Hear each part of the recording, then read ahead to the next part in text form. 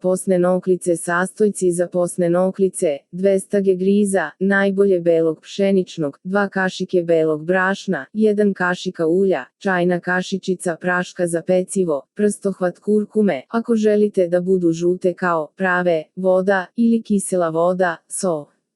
Posne noklice se pripremaju na sledeći način: čim stavite supu da se kuva, odmah napravite ovo testo, jer je dobro da malo odstoji.